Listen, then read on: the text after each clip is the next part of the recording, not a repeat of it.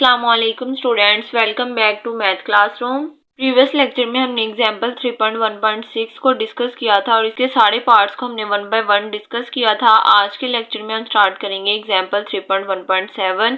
इसको सॉल्व करेंगे। हमारे पास एक सीक्वेंस गिवन है 0 2 0 2 0 2 सो ऑन इन्फिनिटी तक, does not converge to a number 0। उन्होंने कहा है कि ये प्रूव करें कि ये जो सीक्वेंस है ये कन्वर्ज नहीं कर रहा 0 को। हमने थ्योरम भी पढ़ा था कि जो सीक्वेंस होती है उसकी जो लिमिट होती है वो यूनिक होती है।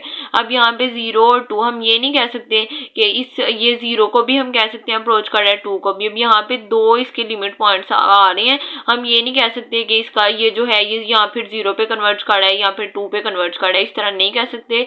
ये हमारे पास डाइवर्जेंट सीक्वेंस है, कन्वर्जेंट सीक्वेंस नहीं है। हमने यही चीज प्रूव करनी है कि ये 0 को कन्वर्ज नहीं कर रहा। चलिए इसका प्रूफ देखते हैं।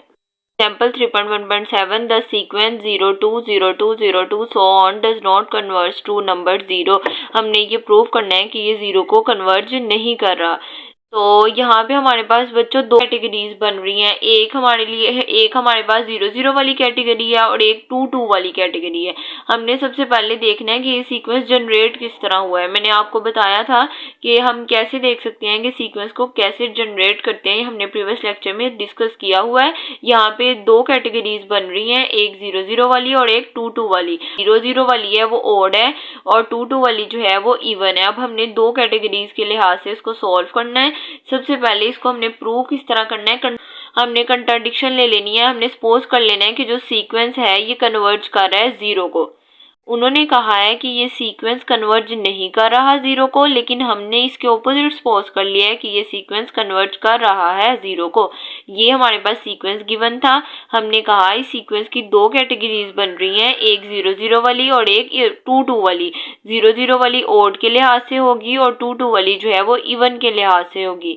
पहले हमने देखा कि इसमें दो कैटेगरीज है, मीन्स कि इसको दो दफा हमने सॉल्व करना है। फिर हमने कंट्राडिक्शन ली कि जो सीक्वेंस है वो कन्वर्ज कर रहा है 0 को। अगर 0 को कन्वर्ज कर रहा है मीन्स कि 0 जो है वो इसकी लिमिट है और ये लिमिट की डेफिनेशन को सेटिस्फाई कर रहा है। लिमिट की डेफिनेशन हमने प्रीवियस लेक्चर में पढ़ी थी, xn - x less than epsilon. अगर ये कंडीशन सेटिस्फाई हो तो हम कहते हैं कि जो भी पॉइंट है वो इसकी लिमिट है। यहाँ पे हमने खुद से सपोज कर लिया है कि इस सीक्वेंस ये जो सीक्वेंस है ये 0 को कन्वर्ज कर रहा है, मीन्स कि इसकी लिमिट क्या है 0। अब हमने एप्सिलॉन खुद से चूज करना है। जिस तरह हम पहले भी एप्सिलॉन देखते थे कि हमारा सीक्वेंस माइनस और जिस लिमिट पॉइंट जो है वो लेस देन एप्सिलॉन होना चाहिए। अब यहाँ पे हमें एप्सिलॉन की कोई वैल्यू चाहिए, तो हमने खुद से लेट कर लिया है कि हमने सपोज, क्योंकि एप्सिलॉन कोई भी पॉजिटिव रियल नंबर होता है, तो हमने खुद से एप्सिलॉन को 1 चूज कर लिया है जो कि 0 से बड़ा है। अब हमने देखना है कि अगर तो 0 जो है वो लिमिट की कंडीशन को सेटिस्फाई कर रहा है, हमने कह देना है कि जो सीक्वेंस है वो कन्वर्ज कर रहा है 0 को। अब कंडीशन को सेटिस्फाई नहीं करेगा तो मीन्स के सीक्वेंस जो है वो कन्वर्ज नहीं कर रहा 0 को। अब हमने खुद से सपोज कर लिया है कि जो सीक्वेंस है वो कन्वर्ज कर रहा है 0 को। अगर कन्वर्ज कर रहा है तो ये लिमिट की कंडीशन को भी सेटिस्फाई करना चाहिए। अब यहाँ पे हमने खुद से चूज कर लिया है कि हमने एप्सिलॉन जो है वो 1 ले लिया। यहाँ पे हमने खुद से चूज कर लिया कि एप्सिलॉन जो है वो 1 के इक्वल है। अब हमने जो कंडीशन है लिमिट की उसको यहाँ पे पुट करना है। अब हमारे पास क्या लिमिट की कंडीशन है, xn - x less than epsilon आना चाहिए। अब यहाँ पे xn - x क्या है हमारे पास 0, क्योंकि हमने कहा है कि जो सीक्वेंस है वो 0 को कन्वर्ज कर रहा है, मीन्स के 0 इसकी लिमिट है। तो xn - x की जगह हम क्या पुट करेंगे 0, xn - 0। अब यहाँ पे दो कैटेगरीज हैं, एक दफा हम सॉल्व करेंगे 0 0 के लिए और एक दफा हम देखेंगे 2 2 के लिए। बस फर्स्ट कैटेगरी है, ये सेकंड कैटेगरी है। फर्स्ट कैटेगरी में हमने जो सीक्वेंस लिया है उसमें 0 0 वाली वैल्यूज ली हैं। हमने कह दिया कि ये सीक्वेंस है xn - 0। अब सीक्वेंस की वैल्यूज क्या है 0, सीक्वेंस की जगह हमने पुट कर दिया 0। अब सीक्वेंस की जगह हमने क्या पुट कर दिया, सीक्वेंस की जगह हमने पुट कर दिया 0 और उसकी लिमिट क्या है 0। 0 - 0 करेंगे तो 0 ही आ जाएगा और 0 जो है वो 1 से लेस है, मीन्स के 0 लेस देन एप्सिलॉन आ गया है। अगर n ओड होगा, n जो सीक्वेंस है वो 0 0 होगा, तो जो हमारे पास लिमिट पॉइंट है वो 0 ही होगा, मीन्स कि ये कंडीशन जो है वो सेटिस्फाई हो रही है जब n हमारे पास 0 0 वाली कैटेगरी होगी। जब हम देखेंगे n इवन है, सीक्वेंस में 2 2 वाली टर्म्स हैं, तो जब हम लिमिट अप्लाई करेंगे x n minus x, x क्या है 0, एक्स एन माइनस 0 आएगा। सीक्वेंस में कौन कौन सी वैल्यूज हैं, 2 रिपीट हो रहा है तो हमने सीक्वेंस की जगह क्या पुट कर दिया 2, 2 माइनस 2 करेंगे तो 2 आ जाएगा और 2 जो है वो ग्रेटर देन एप्सिलॉन है, जबकि 1 हमारे पास यहाँ पे अब हमारे पास कंडीशन गलत हो गई है क्योंकि अब हमने एप्सिलॉन चूज किया था 1 था कि एक्स एन माइनस एक्स हमेशा लेस देन एप्सिलॉन आना चाहिए, लेकिन यहाँ पे हमारे पास x n minus x greater than epsilon आ गया है। इसका मतलब है कि हमारे पास क्लेम इज नॉट ट्रू, कि हमने जो सपोज किया था कि जो सीक्वेंस है वो 0 को कन्वर्ट कर रहा है वो गलत है। Hence when n is even, जब हमारे पास इवन होगा तो n जो है वो कन्वर्ज नहीं करेगा 0 को। अब हमारे पास सीक्वेंस तो यही था, हमने 2 कैटेगरीज बनाई लेकिन सीक्वेंस में तो दोनों टर्म्स है, इसीलिए दोनों टर्म्स जो है वो कन्वर्ज करनी चाहिए थी 0 को। एक कर रही है एक नहीं कर रही, जब दूसरी नहीं कर रही इसका मतलब है कि हमारे 0 को सीक्वेंस कन्वर्ज नहीं कर रहा, क्योंकि अगर दोनों वैल्यू 0 को कन्वर्ज करती तो हमने कहना था कि जो सीक्वेंस है वो 0 को कन्वर्ट कर रहा है। इसीलिए अब यहाँ पे जो है वो कंडीशन सेटिस्फाई नहीं हुई, इसीलिए हमने कह दिया है कि हमने जो सपोज किया है कि जो सीक्वेंस 0 को कन्वर्ट कर रहा है वो गलत है, और हमने प्रूव कर दिया इस तरह कंट्राडिक्शन के थ्रू कि सीक्वेंस जो है वो कन्वर्ज नहीं कर रहा 0 को। अब हमने काम क्या किया, सबसे पहले जो भी सीक्वेंस था उसको देखा, उसकी 2 कैटेगरीज बनाई। अब कौन सी वैल्यूज रिपीट हो रही हैं 0, 2, और 0 वाली कैटेगरी बनाई और 2 वाली कैटेगरी बनाई। 0 कब होगा जब n ओड होगा, 2 कब होगा जब इवन होगा। पहले कैटेगरीज बना ली, फिर हमने कंट्राडिक्शन ली कि जो सीक्वेंस है वो कन्वर्ज कर रहा है 0 को। क्वेश्चन में था नहीं कर रहा, कंट्राडिक्शन ली कि कर रहा है। जब कन्वर्ज कर रहा है तो लिमिट की डेफिनेशन मस्ट सेटिस्फाई होनी चाहिए। लिमिट की डेफिनेशन पुट की, एप्सिलॉन हमने खुद से सपोज कर लिया 1, सीक्वेंस हमारे पास था 0, कन्वर्ज किसको कर रहा है 0, 0 माइनस 0, 0 हमारे पास लेस देन होता है एप्सिलॉन। जब n ओड होगा तब ये कंडीशन सेटिस्फाई हो रही है, लेकिन जब हमने इवन पुट किया तो हमारे पास जो एक्स एन माइनस एक्स है वो लेस देन एप्सिलॉन नहीं आया, ग्रेटर देन एप्सिलॉन आ गया। दोनों अगर लेस देन एप्सिलॉन आते तो हमने कहना था कि हमारा सीक्वेंस जो है वो कन्वर्ज कर रहा है 0 को, लेकिन यहाँ पे जो सेकंड कंडीशन है वो सेटिस्फाई नहीं हो रही। जब सेकंड कंडीशन सेटिस्फाई नहीं हो रही तो हमने कह देना है कि जो सीक्वेंस है वो कन्वर्ज नहीं कर रहा 0 को। कन्वर्ज कब करना था, जब दोनों कैटेगरीज में 0 को कन्वर्ज करता।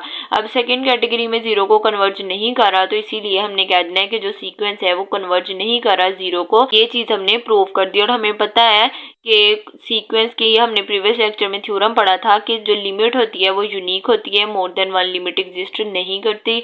और इस सीक्वेंस की जो ये जो सीक्वेंस है ये ना तो 0 को कन्वर्ज करेगा ना तो 2 को कन्वर्ज करेगा। 0 के लिहाज से उन्होंने हमसे क्वेश्चन पूछा था कि प्रूव करें कि ये 0 को कन्वर्ज नहीं कर रहा, तो हमने लिमिट की डेफिनेशन पुट करके कंट्राडिक्शन के थ्रू इसको प्रूव कर दिया कि हमारा जो सीक्वेंस है वो 0 को कन्वर्ज नहीं कर रहा। अब हमने एग्जाम्पल 3.1.7 को डिस्कस किया। नेक्स्ट हम डेफिनेशन देखते हैं tails of sequence. Tails of sequence, इस डेफिनेशन को हम डिस्कस करते हैं। टेल ऑफ सीक्वेंस, अगर हमारे पास कोई सीक्वेंस हो x equals to x1, x2, x3, xn is a sequence of real number. हमारे पास रियल नंबर का कोई सीक्वेंस हो और m जो है वो कोई भी हमारे पास नेचुरल नंबर हो। अगर हम m टेल फाइंड करनी हो तो ये इस तरह हम फाइंड करते हैं xm प्लस n, मीन्स के ये हमारे पास कोई सीक्वेंस है। अगर हमारे पास कोई सीक्वेंस है, m कोई नेचुरल नंबर है, हमने m टेल फाइंड करनी है, तो जो सीक्वेंस की टर्म है उसमें हम उस m को ऐड करते जाएंगे, तो हमारे पास जो सीक्वेंस बनेगा उसको हम कहेंगे m टेल सीक्वेंस। इसकी एग्जांपल देखते हैं। हमारे पास ये रियल नंबर का सीक्वेंस है 1 square, 2 square, 3 square, 4 square, 5 square, so on. ये हमारे पास एक सीक्वेंस था। अगर हमने 3 टेल फाइंड करनी है तो हमने सीक्वेंस में थर्ड टर्म से नेक्स्ट जो है टर्म्स उनका एक सीक्वेंस जनरेट कर लेना है। तो हमने कह देना है कि हमारे पास 3 टेल सीक्वेंस है। अब ये हमारे पास कोई भी सीक्वेंस था, हमने 3 टेल फाइंड करनी थी। फर्स्ट 3 टर्म को छोड़ के नेक्स्ट सारी टर्म जो लिख देंगे उनसे जो सीक्वेंस जनरेट होगा उसको हम कहेंगे 3 टेल सीक्वेंस। अब ये 1 2 3 4 से नेक्स्ट सारी टर्म्स हमने लिख दी, तो हमारे पास ये सीक्वेंस जो जनरेट हुआ इसको हमने कह दिया 3 टेल सीक्वेंस। अब नेक्स्ट हमारे पास एक और एग्जांपल है, x equals to 2 4 6 8 10 12 14 so on. हमने सिक्स टेल फाइंड करनी है। अब 6 टेल कैसे फाइंड करेंगे, 6 टर्म्स को छोड़ के नेक्स्ट टर्म्स का एक सीक्वेंस बना देंगे 1 2 3 4 5 6। अब 12 से आगे जितनी टर्म है वो वाली सारी टर्म्स लिख के उनका एक सीक्वेंस जनरेट कर देंगे। हम कहेंगे टेल ऑफ सीक्वेंस। ये 6 टेल फाइंड कर ली, ये 3 टेल फाइंड कर ली, मीन्स कि जो भी रियल नंबर का सीक्वेंस गिवन है, जो हमने नेचुरल नंबर चूज किया है उससे नेक्स्ट सारी टर्म्स हमने लिख देनी है, उसको हम कहेंगे 3 टेल सीक्वेंस या फिर 6 टेल सीक्वेंस, जो भी हमने फाइंड करना हो। देखिए बुक पे भी एक एग्जांपल गिवन है 2 4 6 8 10 सो ऑन 2n। इसमें से उन्होंने कहा है कि क्या फाइंड करें, 3 टेल फाइंड करें। 3 टेल फाइंड करनी है तो 3 टर्म्स के बाद जो भी सीक्वेंस बनता है उसको लिख देना है, उसको हम कहेंगे 3 टेल सीक्वेंस। बहुत सिंपल है, यहाँ पे फर्स्ट 3 टर्म्स को छोड़ देना है, नेक्स्ट टर्म्स का एक सीक्वेंस बना देना है, उसको हम कहेंगे 3 टेल सीक्वेंस। ये थी हमारे पास definition tail of sequence. Hope so आप लोगों को अच्छे से समझ आ गई होगी। कोई भी कंफ्यूजन हो तो कमेंट सेक्शन में जरूर पूछिएगा। वीडियो पसंद आई हो तो लाइक कीजिएगा। Thanks for watching. Allah Hafiz.